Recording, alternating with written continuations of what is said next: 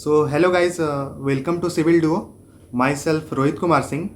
As you know that I have secured All India rank 155 in Civil Engineering 23, and you might also know that I have secured All India rank 40 in Environment paper.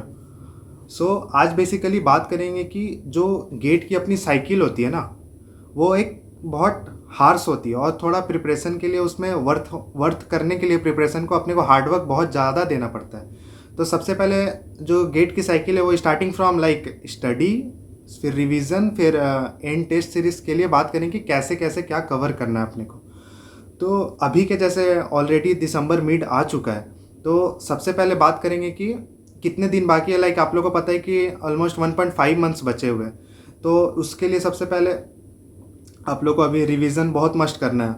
हाँ, और अगर आप लोग को बता दें कि like बहुत लोग रिवीजन कर रहे होंगे ऑलरेडी, क्योंकि अभी आप लोगों ने एसएससी जेईई मेंस की पेपर दी है, उसके बाद फिर आप लोगों ने एचपीसीएल एग्ज़ाम के लिए अभी भी प्रिपेयर कर रहे होंगे।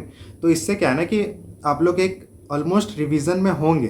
तो उससे क्या कि लेकिन हाँ, गेट की रिवीजन और एसएससी की रिवीजन में थोड़ी डिफरेंट होती है, क्योंकि और टेस्ट सीरीज में भी अगर आप लोग दोगे ना तो उससे भी क्वेश्चन थोड़ी डिफरेंट दिखेगी।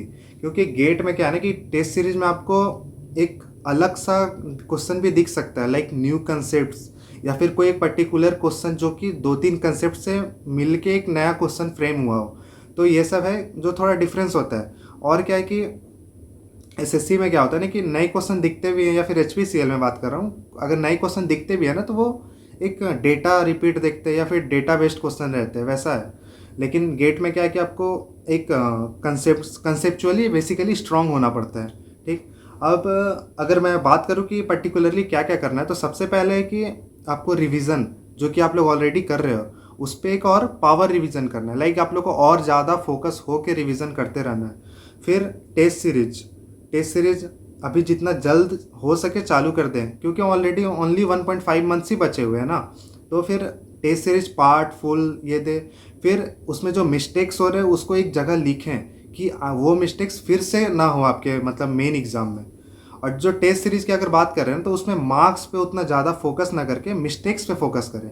क्योंकि मान लीजिए टेस्ट में आपको कम मार्क्स आएंगे, लेकिन उससे मैटर नहीं होता है, मार्क्स कम आने दीजिए, क्योंकि यहाँ पे गलती हो जा रहा है ना तो वो एक बड़ा एडवांटेज है आपके लिए।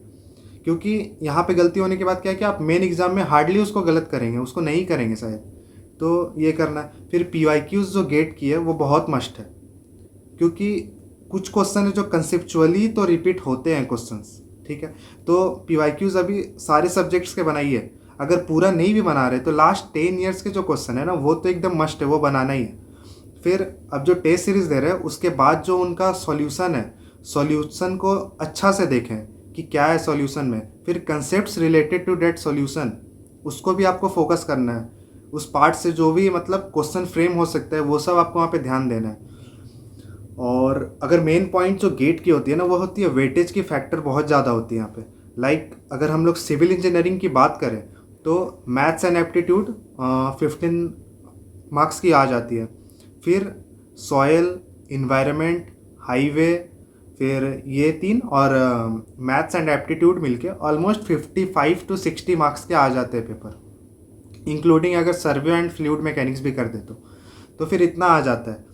अब मैं अपनी बता दूँ, लाइक मेरी इन्वायरमेंट और सिविल पेपर दोनों में एप्टीट्यूड में एंड फुल मार्क्स ही आई थी, लाइक आउट ऑफ 15 ही था, तो ऐसा था।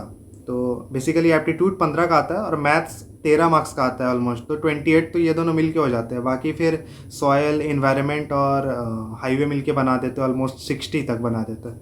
फिर इस ये आपको ऐसे कवर करना है।